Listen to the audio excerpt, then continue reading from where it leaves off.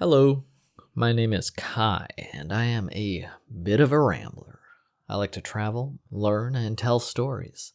And today I want to talk about how important perspective is. Because after you have done something, you have the perspective on the completable nature of whatever it is that you've done. Whether you've built a house or completed a ballet recital, translated a book into another language, driven a car for the first time. Until we do a thing, there's the possibility that we cannot do it. That, plagues our anxieties and fears, and we're thinking, man, maybe I can't do that. But after you do it, it seems ridiculous that you ever thought you couldn't, because now you know you can. Traveling is definitely like that, except there's so much benefit for so many people from traveling. Even if you're from a low cost of living country, there's probably another country where the cost of living is even lower. Or even if you're from a country you love, there might be another country out of the 200 that there are that conforms better to your personality. Maybe you're more conservative than the culture you're a part of. There are great conservative countries like Malaysia and Indonesia, and there's plenty of nice places that you can still travel to and live in and live a quiet, conservative lifestyle if that's what you like. And then, of course, if you're from Malaysia or Indonesia and you feel like you need to express yourself more, you can move to a bunch of countries, and you can go to Ireland or England or, a lot of places, Thailand, whatever, and express yourself as much as you want to. It's really important that I impart the perspective of traveling not being, and I've talked about this before, but it's not a mystical thing, and it's not a rare thing either. It's just a path that most people choose not to take because they haven't taken it yet. They're used to taking the path of not traveling. They're used to a routine, basically. Even if that routine may not be benefiting them, at least they understand the routine that they are taking part in. When people tell me the reasons they cannot travel, they're usually mentioning itineraries and visas, and then they say, and all that stuff. But you have to get visas for a few countries, no matter where you're from. Most passports are pretty powerful. Most passports are going to let you go to dozens or a couple hundred different countries for visa on arrival or no visa. And if you have to fill out a visa, they're mostly online. It'll take you, the most onerous one is probably China still, and that'll take you, an hour instead of 15 minutes to fill out the visa form. The India one, 5-year visa, that literally takes 15 minutes. It's one form. It's so easy to do. Most countries' online visa forms are extremely easy, and they're getting easier every day. They keep updating them because there are digital nomads who want to move around to countries that are more conducive to their lifestyle. And just everyone's online these days. There's only 1 billion people left right now that are not regularly online. And I don't even know where those billion people are, because definitely everyone in China and India has cell phones, and that's 3 billion people. Over 3 billion people. I don't know. I don't know, but it's rapidly reduced. Everyone's online these days. So things like visas, things like everything really, are going to just be more and more online as time goes on. But you don't even need a visa most of the time to go to most countries. You could easily travel to dozens of countries forever without ever needing a visa. At the most, you would need a visa on arrival, but that's, you land in the airport, walk off the plane, and Indonesia had the crazy easiest one I've ever done. You literally walk to a window that says Visa. It was crazy. You walk to a window that says Visa on arrival, and she says, how many people? You tell her, and she says, card or cash. And I gave the desk lady my credit card, and she went beep, and then printed out a receipt and gave me 2 Visa on arrival tickets, one for her to keep, where she wrote down, I think, my passport number and name, and then she gives me one, and I give that to the immigration agent. That was it. It took 2 minutes. That was the fastest one I've ever had. That was totally wild. But the worst Visa on arrival, or I should say the longest Visa on arrival, took 20 minutes, including waiting in line. You walk up to the counter. I think that was in Cambodia. You walk up to the counter, and they ask you card or cash. And you pay, actually, you know what? They did cash only. So you give them $30, they take your picture, and then they put a Visa stamp in your, or they do a Visa paper. They glue a piece of Visa paper into your passport page, and then you get the extra photos because they print out like 8 of them each time and they keep one. But it takes like 20 minutes, and it's an automatic process that they do thousands of times every day in the airport. So it's not like you're going to get hung up on a weird procedure or whatever.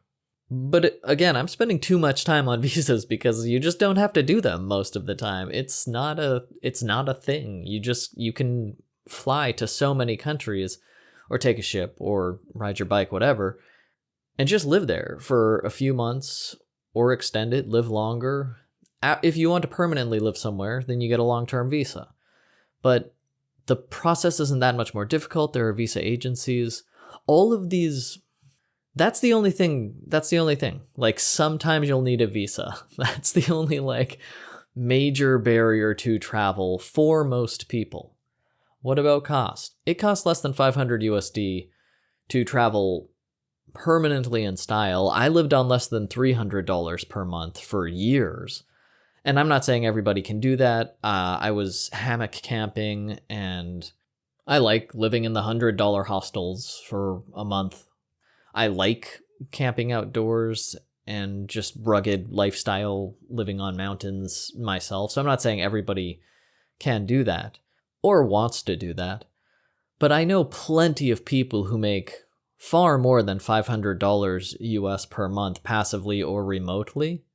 And their largest concern about traveling is how much money it is. But again, from my perspective, that's a ridiculous concern that I have to address kindly because money is so important to so many people. But I've been living on less than $500 US a month for over a decade. I know exactly how much it costs to live in most of the world. It costs $300 to $350 for your own private room with utilities, and it'll cost about $250, $200 for food, depending on which country you're in. If you're in somewhere like India or Indonesia, it'll cost less than $100 per month for food.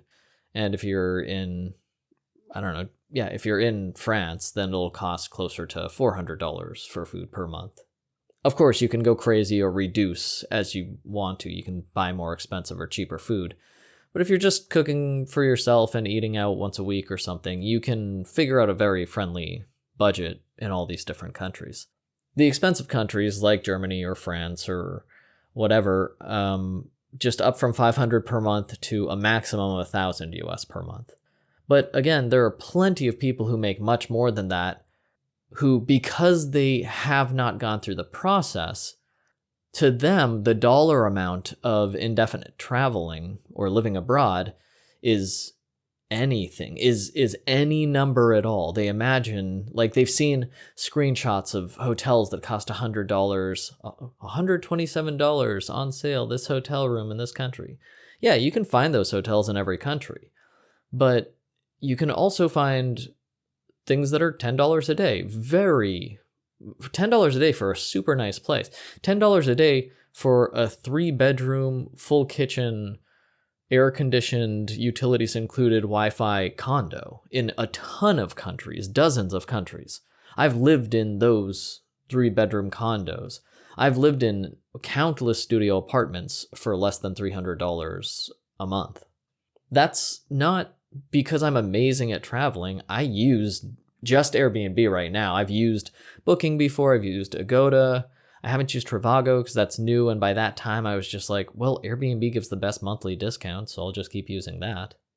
But these prices are not a secret travel trick. They're just accessible on mainstream apps, especially if you're traveling like long term, because the monthly discounts are incredibly favorable toward long-term travelers because they don't have to clean the place as often, and long-term travelers are generally just more respectful of places according to these booking agencies. That's why they like long-term travelers, because we don't break things as much because we have to live with where we are for the whole month. And that's every country. So if you're traveling for a month, you can find an apartment for under $600 in all the housing crisis countries, in Germany, in Portugal, in the US. You can still find nice private rooms for under $600, and that'll have, utilities included. So you can live as a traveler much cheaper than you could live as a sedentary person native in your country, because whatever country it's in, you get to choose from the entire country of housing options. And all of those housing options have utilities included and Wi-Fi. So if you're not anchored anywhere, you're not going to be paying as much as all the people around you who can't move and choose the better housing option. And I keep using traveling and living abroad sort of interchangeably because in practice, those are indistinguishable. They're not any different. Living abroad just means living in a different place, often in a different country. Traveling, you're literally living in a different place, often in a different country. So they're the same thing. When people talk about traveling, it doesn't mean a vacation, or when I talk about traveling, it doesn't mean a vacation. And when I talk about living abroad, it doesn't mean pulling up stakes in one place and permanently settling in another place. You can choose how long you want to travel/live abroad. That's it. You get to choose. Now, some people don't like a lot of choice. I think a lot of people actually don't like a lot of choice. It's easier when there's only a couple options. That might be why so many people are put off by traveling, because you really are in control of your own life as soon as you start traveling. You get to choose where to live in each country. You get to choose what to do each day, because your only obligation is to make about $17 per day somehow. If you can make $17 per day, and I know I mention this all the time, but English teaching pays far more than that per hour. So if you worked 1 hour of English teaching per day, you would make your quota for the month. After you work that 1 hour per day, so 30 hours per month, you'll, at $17 per hour, which is totally, that's a very average rate for any online English teacher. You have the other, 600 hours? 690 hours, right? 24 times 30, 720 minus 30. You have another 690 hours to start your own business or start your own podcast. Evidence here. Or, build a race car. Like, whatever you want to do. You have so much more free time. So it's like you always hear about after people retire, they're like, oh God, what do I do now? You're going to have that because there's so much free time. You don't have to if you want to save money, then just, work 120 hours per month or whatever you want to work per month. But practically, if you have a job that pays you $15 to $20 an hour, you're only going to have to work 30 to 40 hours a month. So 10 hours a week. And you have enough to travel and live indefinitely in over 100 countries. Probably closer to 100, 120, 130 countries. I'm thinking of making a chart of that, but until someone asks me to make an actual chart, I'm not going to do it because it seems a little boring. But I kind of like boring things like that. So if someone asks me to do it, I will make you a chart of the countries with like the actual number of countries you can live in for 500, and the other countries with housing crises that go up to 1,000 per month. But it's all perspective, because after you do it, you'll know these costs just like I do. Or airline tickets, that's another huge one. Everyone's like, yeah, but what about the airline ticket? Doesn't matter at all. Not relative to the cost of living in other countries. If you're paying $300 per month for your private studio or condo, which is very, as I've mentioned many times, very common, and you spend the most ever on a flight on the other side of the world, like $500, if you stay in the country for 3 months, you're only spending an extra $150, $170 per month. So instead of $300 per month, you're paying $470 per month. But you aren't paying health insurance, car insurance. You aren't paying payments for whatever you bought that you're still paying off. You are not paying utilities. You're not paying for Wi-Fi. For me, every time I buy a meal, I'm paying $2 instead of $16. The cost savings for me, coming from the States and many other people, even people from less wealthy countries than the US, Japan, they're well off. That's a first world. They're more advanced than the US, that's easy to say. But their currency isn't as strong, but they can travel to 100 countries where their yen is much stronger than the local currency. And 190 whatever countries can do that. They're all higher than a couple other countries. So the pathways are there. The options are all there. But I think because you get to do anything, it's a lot easier for people to see the limitations that they imagine keep them in their routines, because otherwise they're going to have to really examine what they value. What are their life priorities? What do they want to do? If you don't know what you really want to do, then it's easy to just go to work for 8 hours every day because you're so tired by the end of it and you're so anxious getting ready for it before work that you don't have a lot of time to think about what you would really want to do, and you don't have the energy to do what you want to do either, because you have to work 8 hours a day instead of 8 hours a week. And that makes total sense. I'm not saying that's what I did. I worked until I was like, this is definitely not working for me. But it still took me a long time to realize that I had to do something, and like something had to change. And then I got the opportunity to go teach, and I taught, and then I was like, oh, traveling's way better than, like I just said, working 10 hours a week is way better than working 40 hours a week. And I moved to that. And then after that, I was like, wait a minute, what if I can just not work? And so I started accruing passive income with the savings I had. And now I just talk about stuff, like I just talk about podcasts because the passive income is enough for me to travel indefinitely. And I do recommend people do it also. And I think I mentioned this in another podcast, but I could have done it way smarter. They're paying so much money in countries like China to English teachers. You could get more than a livable wage indefinitely for the rest of your life through passive income after 2 years of working 40-hour weeks in China. If you really threw yourself into teaching for a couple of years, you could retire in 2 years because they pay $10,000 a month over there. And if you invest that, if let's say you spend $1,000 per month in China and you're living luxuriously, you just invest $9,000 per month, and that's over 100,000, 108,000, right? Yes, 108,000. So if you have 200,000 in the bank, you're making 5,000. That's 10,000 per year in passive income.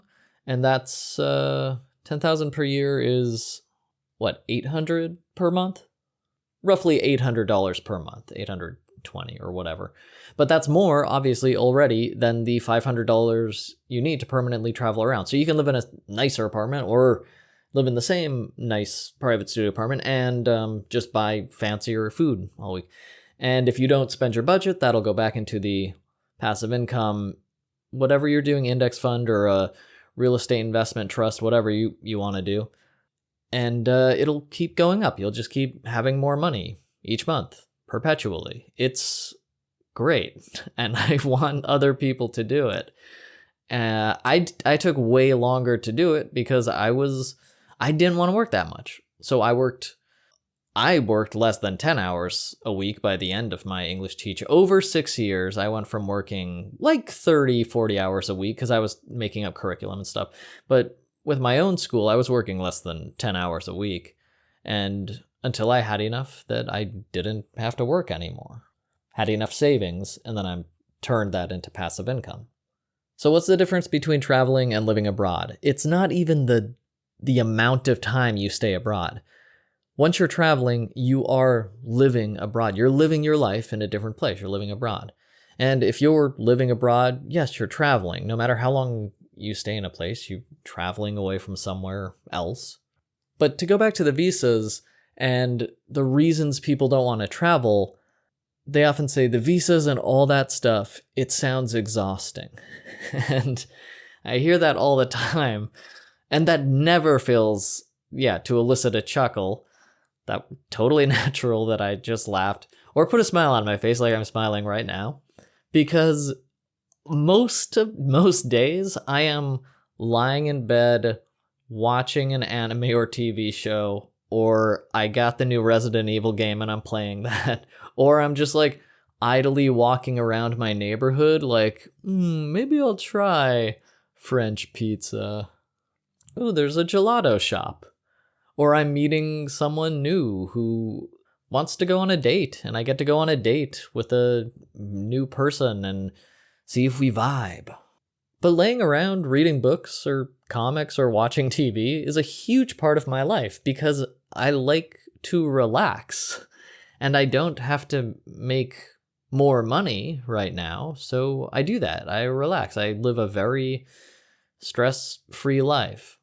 Like, now, if you have kids, sure, it's going to take more time, but imagine if you could suddenly reduce all of your expenses by 75% in about 10 hours. You can probably do that. If you're listening to this podcast, you probably speak English.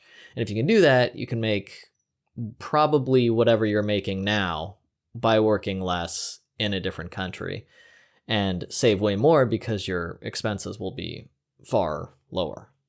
And I'm not saying that blah, blah, blah. I know tons of families. I knew families of teachers that I was teaching with, people from other schools. I met travelers while I was in Morocco. There was a dad with his kid from South Korea.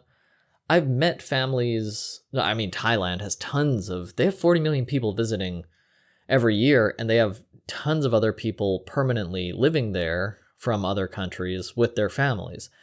There are international schools everywhere. It doesn't sound like it would be that common or easy, but once you factor in, like, all these guys had to do was take one plane trip, listen to their kids whine for 10 hours or whatever, and then they cut their living expenses by 75, 90% in those 10 hours, just gone.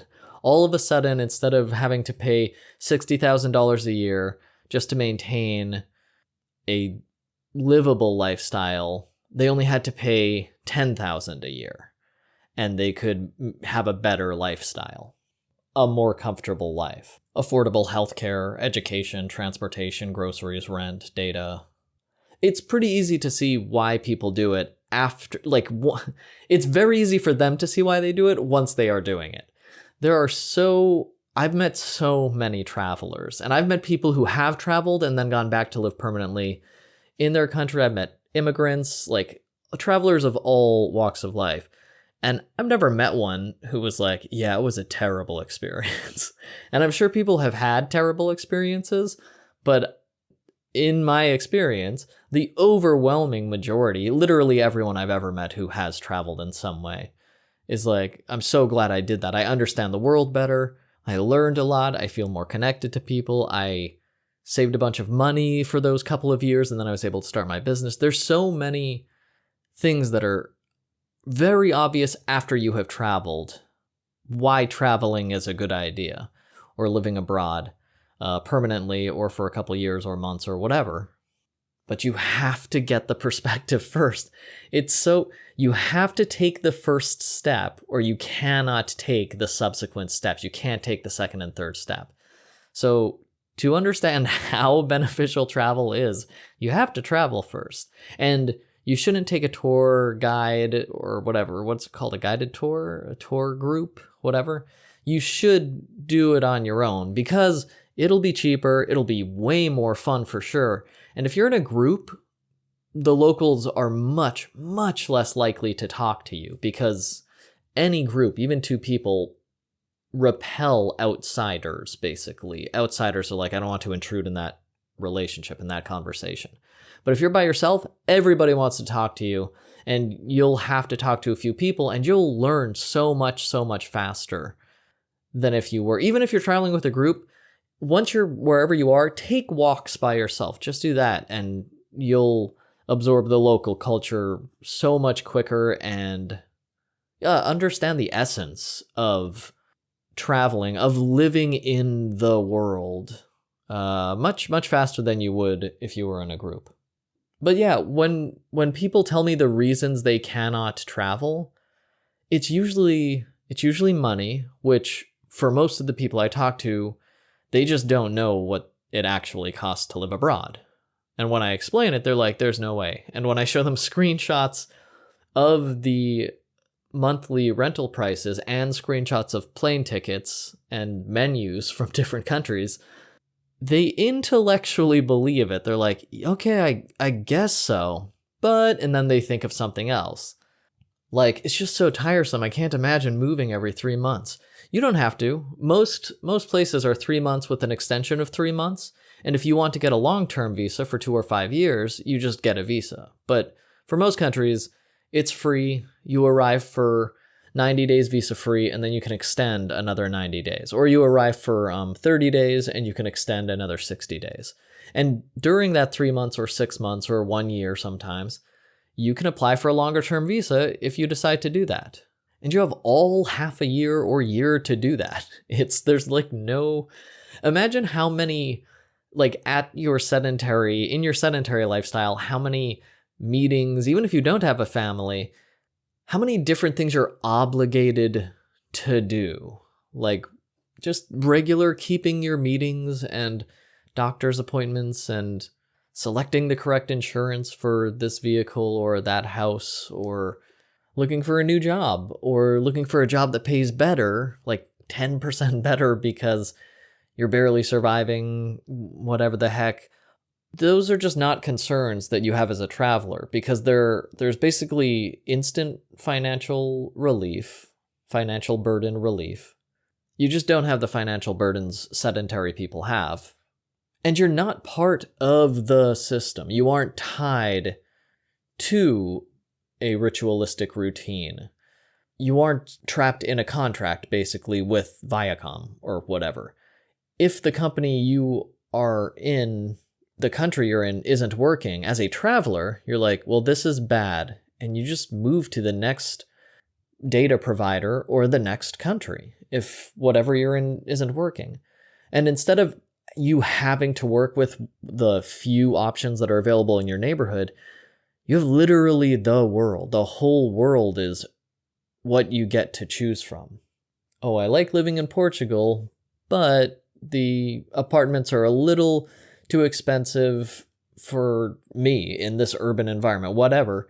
So go to Laos. It's less urban and it'll certainly be cheaper, but like $200, $300, like not very much cheaper. That's what's so funny. Like, I always get another protest to traveling, especially from people who haven't traveled. Like a lot of US Americans will say, yeah, but I want to live in England, or I want to live in Germany. And you just can't live abroad for that much money, but you can. Like I said, in places with housing crises like Germany or the US or whatever, instead of $500 a month to live comfortably, it's $1,000 per month to live comfortably. So instead of working 10 hours a week, you have to work like 17 hours a week. Well, unless you're Yeah, unless you're making $30 an hour, then you're back to 10 hours a week. It's not an insurmountable there. Again, if you're a traveler, you just get to choose the cheapest, best accommodation and live there. If you're like, no, I have to live in the center of London and I only have to live in a penthouse. Okay, yeah, if those are your requirements, then it'll cost more money. Of course, on an English teacher salary, you could still do it. But as a traveler, you just have a menu of the whole world and all of its options. So why not choose the best, cheapest one? You still get a private house or condo, or at the worst, a private room with utilities and Wi-Fi included. And spend your money on, who knows, I don't know, gourmet restaurants, kite surfing, whatever you like to do. So if you're putting off traveling because you're worried about all the work it takes to travel, then you're probably not traveling a way that you like to travel. Like, most people like to do activities, but they want a comfortable place to go home to at the end of the day. I do. And I have that at a much lower price point than my home country expects me to. But traveling or living abroad doesn't mean you're hiking mountains every day, and it doesn't mean you're swimming with sharks whenever the opportunity presents itself. It doesn't mean you're going out every night to throw back shots with the other expats. You just do whatever you want to do. Most of my life is chilling out, is reading a book, watching TV, drawing a thing, or talking to you, recording this podcast. I have to make myself go out and be sociable because it's so comfortable. I have so many things I like to do. I have so many books I want to read and fun movies to watch and like little projects I like building. And I like doing all those things. So I do all my little projects that I like to work on, design a t-shirt or write a book, whatever. It doesn't have to be good. It doesn't have to be a good book. Just do whatever you like to do. Just have a good life and then socialize every now and then because it's healthy to socialize and you can learn new things, which is really fun, and get introduced to new things, which is really cool. I've been introduced to so many foods and experiences that changed my life, literally, that I never would have known if not for interacting with people telling me things. And you know what? If you don't want to, stay inside all day, watch movies. That's fine too. I think that's fine. Whatever. I don't think it's as healthy as getting out there and socializing with people. I think people need to interact with people occasionally, just in the same way that they need vitamin D from the sun and the same way they need calcium for their bones. I think humans need to interact to some degree with other people. Some of us less than others, me less than others, for example. But even if I'm not hanging out with a huge group of people, I talk to people on dating apps. I usually get my food from a place. So I'll talk to I'll go to a bunch of restaurants, find one I like, and then I'll go there and I talk with them for 20 minutes while they're preparing food. I'll learn a couple new words and we'll have fun. They'll like show me their kid and introduce me. Oh, this is your Uncle Kai. I'm uncle to a lot of children. So I get pretty good social interaction, at least by my barometer, my social barometer. And then I get to chill out and read the Murderbot Diaries or a comic book about Elliot Ness or whatever. There's just no obligation. When you're thinking about, oh God, if I go to Luang Prabang in Laos, I'm gonna have to I have to go on the boat cruise and I have to see what it's like to go down what's the famous river? The Mekong River on the 5-day whatever that. No, you don't have to do any of that. You don't. Like, you get to do whatever you want to do. That's what's great about it.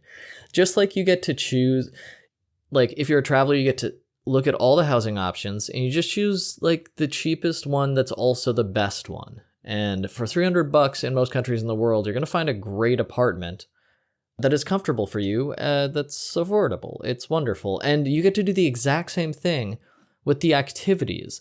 There's no regimen routine that you have to follow. There isn't one. When you're a sedentary person, you don't really have to follow one, except like how you feel society is judging you, and you're like, oh, I have to do this because people think I'm weird if I don't. But once you're traveling, you can kind of throw off the shackles of societal pressure because no one's expecting you to do anything, and you don't have the financial obligations you had before. So don't. So just do what you like to do. Don't worry about participating, going deep sea fishing. Don't worry about going scuba diving.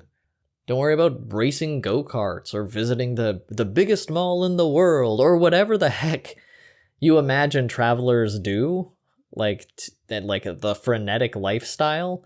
You don't have to do any of that. And I don't recommend people do that. My whole, just travel comfortably, be comfortable, do what you like. And you can do that as a traveler, just like you get to choose which house you're going to live in, which one offers the most amenities for an affordable price. You also get to choose what you do. You don't have to visit whatever is famous in that country. Go to New York and forget about the Statue of Liberty. It's there, whatever. You don't have to see it. Go to France and the Eiffel Tower. These are things that I would like to see, or I have seen the Statue of Liberty. I'd like to see the Eiffel Tower, but if you're not interested in architecture, skip the Eiffel Tower. If you don't care about taking a riverboat cruise down the Mekong River, don't take the cruise. If you interact with people, and I do because I usually rather be reading a book than making myself go to some tourist attraction, it's good because, if you're hanging out with other people, they will want to do things. Like I didn't go to the Great Wall until my friend visited me from the United States. And then I was like, okay, I guess we have to go because he's here now. And it was cool. I might have gone before, actually. But I definitely didn't go to some mountains I went until he came. There was a mountain I was not going to go to. And then my friend visited me, and I was like, well, there's this mountain that I should go to. I was going to go earlier. And he was like, well, let's just go. And I ended up going hiking that mountain, and it's one of the best things I ever did. That was a really cool mountain to hike. There was a lot of stuff to see that I frankly couldn't believe, like Buddha's handprint on the side of a mountain. It was pretty crazy, a natural formation. But if you're letting all the things people tell you are supposed to do when you are a traveler, I can assure you that you can push that concern aside. You can still worry about it, but just start traveling anyway, because you don't have to do any of that. Whatever people are telling you, oh, you're going to Morocco, make sure to ride the camels. No, whatever, don't ride a camel. It's super uncomfortable. It doesn't. Why? If you want to ride a camel, awesome. If you don't, awesome. Oh, wow, you're going to Jamaica? Make sure you snorkel at blah, blah, blah bay. Do you like to snorkel? Great, go do that. Do you not like to snorkel? Look at the waves. I bet you'll probably like looking at the waves. That's fine. You don't have to snorkel just because you're supposed to. You didn't try pizza while you were in Italy? Are you crazy? Do you like pizza? Go try pizza if you're living in Italy. If you don't like pizza, whatever. You can try it, maybe it's not super different from pizza in other parts of the world. It's better, I guess, like its base level of Italian pizza is like better than the base level of most countries. But if you've had really good thin crust pizza with very good ingredients, it's pretty close. Sorry, Italy. I liked your pizza. I went to several cities and tried it everywhere. It tasted like really good thin crust pizza to me. Better for sure. They blackened the crust properly. Like it's like going to Japan for sushi. The base level of sushi is higher in Japan. You can get really good sushi in Japan, but I've also had extremely good sushi in other countries very far away from Japan, like not Colombia. Where was I? Panama. Panama had amazing sushi, unbelievable sushi. I met an amazing sushi chef who happened to be from Venezuela, but he just loved sushi so much. He made some of the best sushi I've ever had, including Japan. So if you don't want to travel because of all the work it's going to be, it takes so much less time to get a visa if you need one, which is rare, than it does for all of the sedentary life appointments that you probably have to do multiple times per month. Or just commute. Geez, working remotely versus commuting to work? Whatever your commute is, think of how much time that is per day, then per month. If you're working remotely and traveling, you have that much more time. You have all the commute time to yourself. You never have to commute again. It rocks. I never liked commuting. I think I only had one job that I couldn't walk to in my life. Did I have a job that I couldn't? I may have had 0 jobs now that I'm thinking about it. I don't think I had any jobs that I had to commute to that I couldn't walk to. And I made that like a pretty big requirement. Like my job had to be within walking distance. I really thought I had one. Hang on. Oh, you know what? In China, I moved to an apartment. Yeah, the apartment was far away. So I did have to commute for like 45 minutes the first time and the 50 minutes the second time. And then I lived in my school after that because I was like, I don't want to commute anymore. I definitely like not commuting. But if you're a remote worker, you'll be saving all the commuting time plus the 75% less hours you have to work to maintain a better lifestyle than you're currently living, probably. Traveling indefinitely, living abroad indefinitely, traveling is pretty much a permanent vacation. Usually, as long as you're traveling and you understand how much things cost and how traveling works, which just means understand if you need a visa or not. Understand how to use Airbnb to get monthly discounts, and have a job that pays around 400 to 500 USD a month or more that you can do remotely. And if you can do those things, then you're on permanent vacation. And if you save your money and develop passive income, your work hours shrink to nothing, and then you really are just on the permanent vacation. You're retired, but you didn't have to wait until you were 70 years old. You just have passive income coming in, and you just get to do it. It's just talking about it. It sounds so crazy because I lived in the US until I was 25. I remember how it feels to be like, oh my God, there's 40 more years at least until I get to stop working. And then I traveled at 25, and by 33, I was like, oh, I'm done. I don't have to do that anymore. And I haven't since then. And at 25, I had started reducing my working hours. So by 33, I was working, like I said, less than 10 hours a week. And then I was like, oh, I reached my passive income threshold. I don't have to work anymore. And then I've just been gaining a little more passive income here and there. But I don't have to do that because I still, after 15 years of traveling, I spend like $600, $650 per month, travel, housing, and food, entertainment all included. And I'm not saying that to brag. I understand it must come off like that, but that's just the normal, that's just my budget. And if you are an English speaker, you can certainly do the same thing I am, but you can do it a lot faster than I did. And if you're not an English teacher, I straight up know people from different countries who studied English on Duolingo or some app and then became an English teaching assistant or an English teacher. I know tons of people from the Philippines who learned English and just became English teachers in China. Apparently they teach it really well in the Philippines. Their accent quite reduced, so maybe go learn it there. And then they're teaching English. And I talk about teaching English a lot, and I'm going to reiterate it here because there are almost 2 billion English language students on the planet. So it's not that English is more important or a better language than other languages. I certainly do not think it is.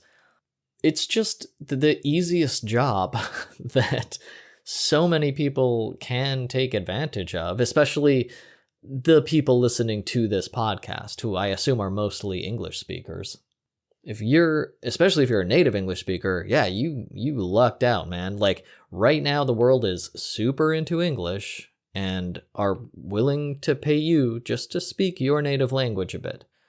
And you can do that for 10 hours a week, live wherever you want to live indefinitely, comfortably, and look for a different job. If you hate teaching, just do it for 10 hours a week and actively look for a different remote job that will, or I mean, an in-person job in a country if you know you want to live somewhere else, that'll pay you 500 USD equivalent or above. And then you can do your dream job. Or my dream job was passive. My dream job was working less after I moved to China. And I was still working like a lot because I became the co-owner of the school. So I was making curriculum, I was training teachers, I was doing the interviews, I was like physically renovating the schools. Like I did a bunch of stuff. I was organizing the holiday parties and we had business meetings all the time and all this crap. So I was still working like 40 hours a week, sometimes more. And I didn't realize that the first year because especially after I became a co-owner, because I was like, ooh, owning a school is cool. I'm an owner. And then as the topic of this episode is, my perspective changed and I was like, oh, this sucks because I'm a co-owner. I don't actually have control, so I can't make this more efficient because the other people, even though they're living abroad, they're now stuck in a routine. They're like, look, we have to make the school bigger. We have to franchise this. And their whole focus was on making more money instead of living an awesome life where they already had enough money. It's totally crazy to me. Other people always got excited when they talked about it. They're like, wow, so how many schools do you want? Oh, like 40. Like, what are you talking about? Why? You have enough money for the rest of your life if we just keep one school. We can invest all of this, and in 7 years, 6 people, all of us, we'll have just more. Or it was something, I don't know. We had thousands per month coming in for each person if we just. I just showed them the math and they were like, no, we got to make more. We can be millionaires. And I was like, we don't need any of that money. We can all afford first class tickets wherever we want to go. And we eat like kings and our houses are $100 a month. What are you talking about? Why would we do more work when we already live like queens? It just was crazy enough to me that I had to quit eventually. But even then, 40 hours per week, I was like, this is a way better 40 hours, way less stressful 40 hours, even before I became a co-owner of the school. Teaching, all I had to do was speak my native language. I didn't have to keep up with the medical journals, and I didn't have to answer to any boss, really, because the whole requirement is like reading verbatim out of a textbook and then playing games with children for like 15 minutes. Touch blue, touch red, and they run and touch something in the classroom that's red or blue. And if you don't understand, there's an assistant right there who speaks the native language. There's a local assistant, and you're just like, hey, what is he saying? He wants to go to the bathroom. Great. Can you take him to the bathroom? Yes. So you don't do it's such an easy job that pays people so much. It's so crazy that that's just a job you can do. That I can do. That right now I could just take a flight over to China and start making, I don't know, 5K like instantly. And if I searched around at all, probably 10K, because I've made podcasts about it. There are multiple job listings that are 10,000 per hour. And per hour, I have made more than the 10,000 per hour that China is currently offering people. So even though I've been doing this for so long, like traveling and living abroad and having great jobs, since I grew up for 25 years in a struggle country in the US where they're just like, no, you have to give us your whole life, and then we'll let you enjoy a little bit of the time we give you back. That still colors my perception of these job listings I post and share with people, and the screenshots of tickets I show people, or when someone's like, oh my gosh, how can you afford that house? I will show people the receipt. Like the Peru 3-bedroom house I was talking about. Definitely, I'm like, it's 3-bedroom house and full kitchen, there's a washing machine, whatever the frick, 2 bathrooms. And they're like, oh my God, you're living like kin. I wish I could do that. Must be nice that you have so much money. I just don't have the money. So I show them the receipt for the place that we're both looking at. This is the receipt. This cost me $270 per month. So I stayed there for 3 months. You can also rent this same place for $270 a month. And because I want everybody to live that comfortably, to see the cost of living and be like, yep, that's the correct cost of living. I know it is because I've been living it for 15 years. And I want to impart that on to other people as much as I can, just so they know that if they want to, and they don't have to, and they can take as long as they want. Many people need a lot of time to change their lifestyle, change their routine at all. But I want them to know, like, these facts, that factually they can live in most countries in the world for 500 USD a month, and they can live in the housing crisis countries if they really want to live there for 1,000 USD a month, usually less. That's just facts by the numbers thing. Yeah, I want that to be in people's brains, because the most wonderful thing about travel to me is that I get to choose everything. I get to do exactly what I want to do every day.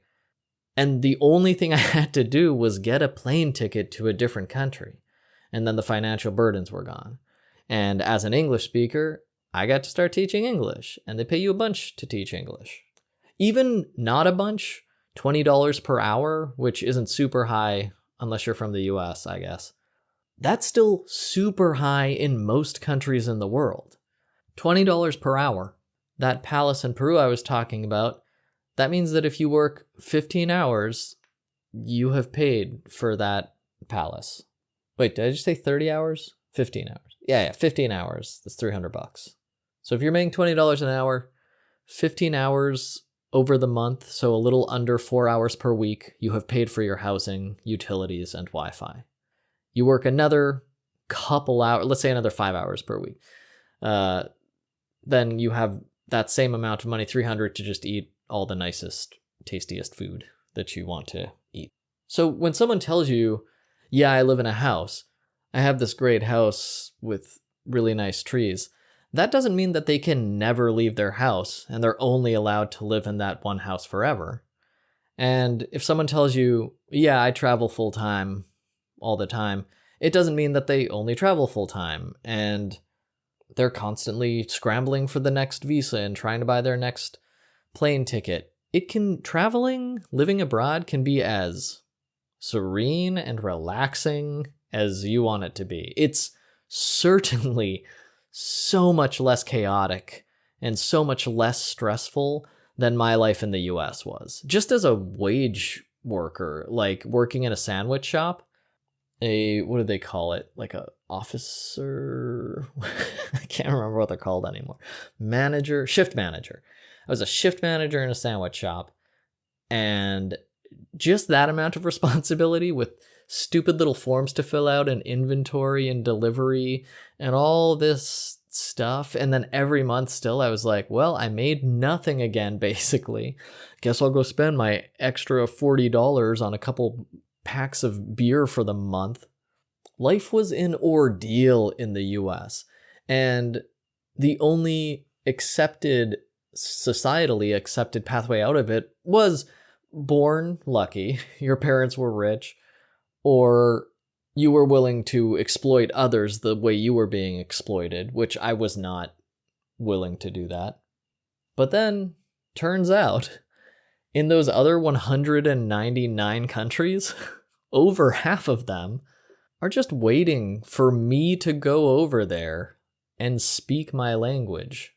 Because it's right now this valuable collection of phonemes that if you're an English speaker, I highly suggest you take advantage of if you need money or time. So usually there are no requirements to travel. Most people from countries can travel to many countries without a visa. And if you need a visa, it's an online form. It's not a huge deal. Unless you want to go to the US. My Chinese friends they're like, I can't go to the US. It's such an ordeal to get the visa. I'm like, yeah, but don't go there. They shoot you there. Don't go to that country. There's so many nicer places where they don't shoot you. So there's no requirements. Like, there's nothing really stopping you in terms of bureaucratic legislation, like a visa requirement in most places. You can just travel in many, many, many places. Dozens of countries, we'll say. depending on your country, like it could be 100 or 150. But for most countries in the world, you can travel to dozens of places just by buying the ticket. You don't have to worry about a visa or any bureaucratic legislation. And then once you are traveling, you also don't have to do anything that you don't want to do.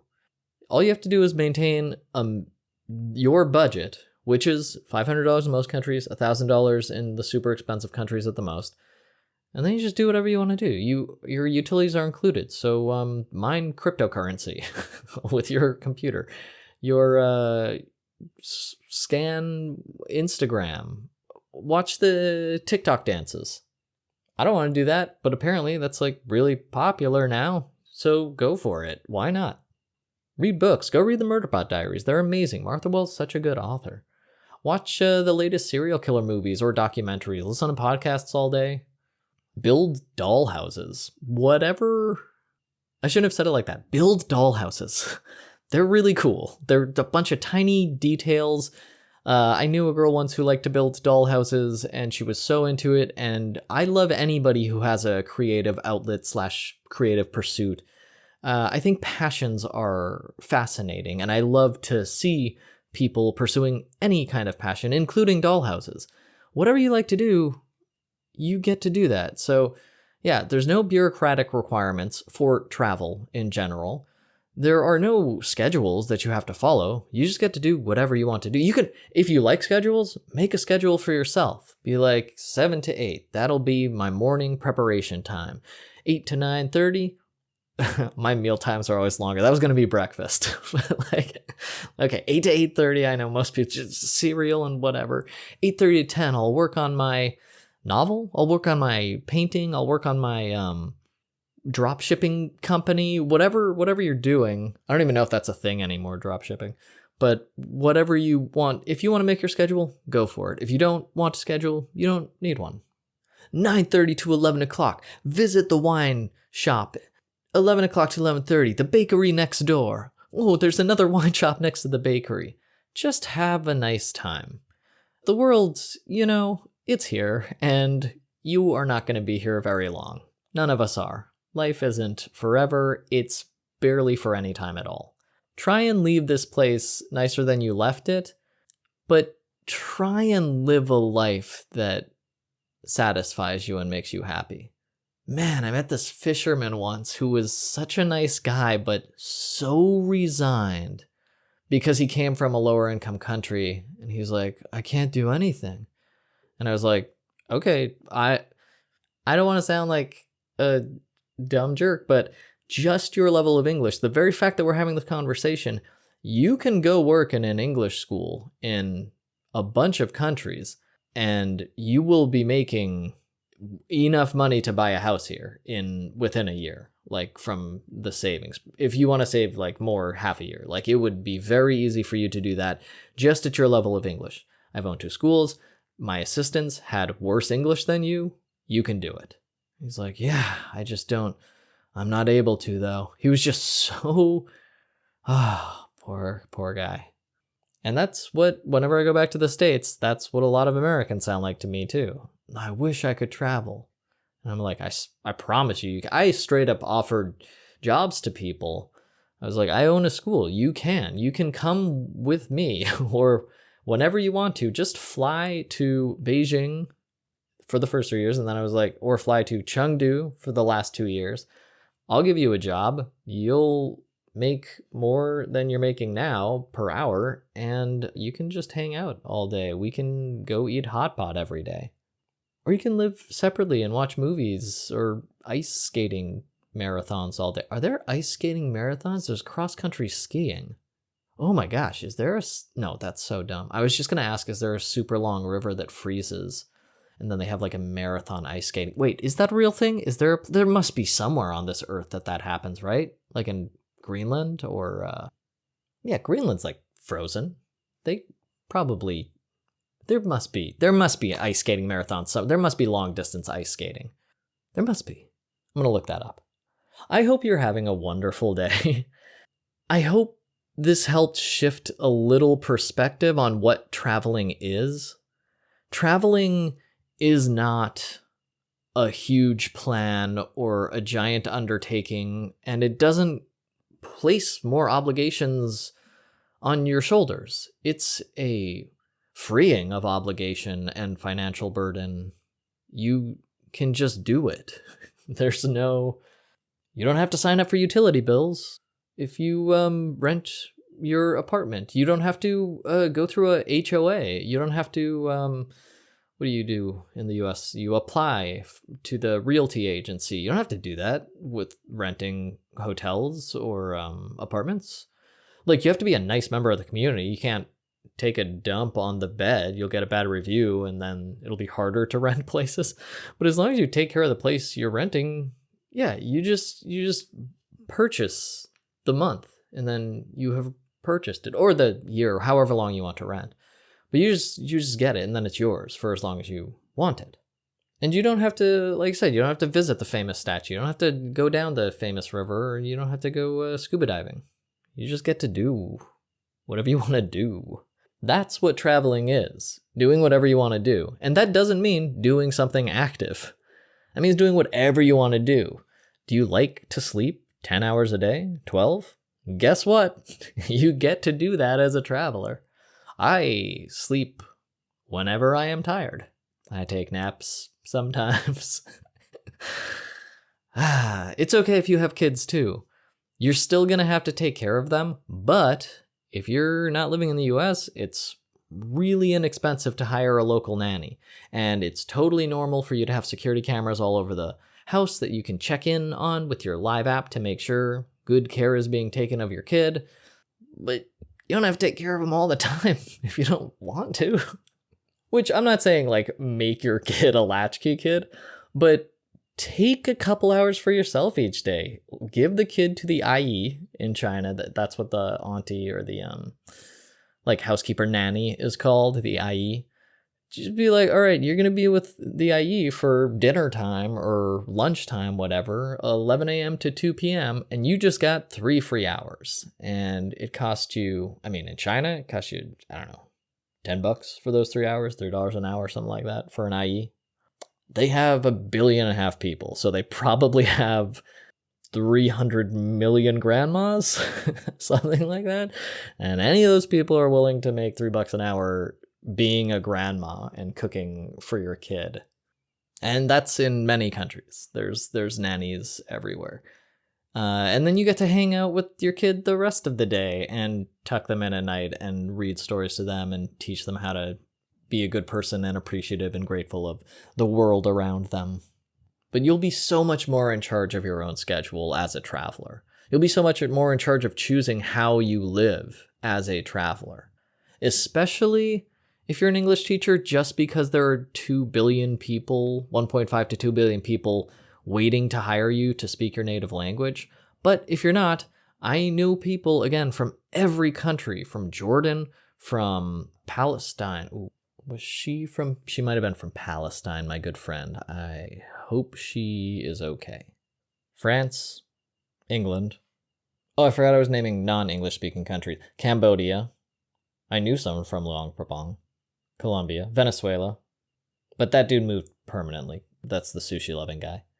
But everyone, yeah, you can travel. People travel from all the countries. You're just super lucky if you speak English at this point in history right now, because people love it right now. And it's, I mean, the powerful countries made it the lingua franca, ironically. But you don't need to speak English. You can, whatever makes you that 500 US a month will let you travel indefinitely. So you don't have any bills, or rather all of your bills are smashed into one monthly rental thing. You don't have all the DMV appointments or whatever because there's public transportation in other countries, and insurance is also usually covered by your rental agreement, or wherever you're renting a vehicle from if you rent a vehicle. And yeah, your schedule is up to you. I hope that sounds nice. That's the reality of traveling. You get to do whatever you want by spending a lot less and having way more time to yourself. That's like the boots on the ground reality of traveling or living abroad, which is the same thing. If that sounds cool to you, reach out to me at bitofarambler@gmail.com. I will be happy to explain any part of this in more detail, because as you can tell, I don't shut up. I just keep talking about this because I want other people to unstress themselves. People seem stressed a lot, and I've never liked that. Never liked stress. Don't sign me up for stress class. I'll tell you that right now. bitofarambler@gmail.com, all one word, bit of a rambler. You can talk to me, a bit of a rambler, on Blue Sky or Lemmy as well. I'm just posting pictures of turtles and stuff. Maybe some job posting that pays thousands a month for speaking English. Shouting out about that good old medical tourism, getting better healthcare abroad for way cheaper. Pretty cool travel community on Lemmy that I run, if I do say so myself. I'm obviously having a great day. It was a good day today.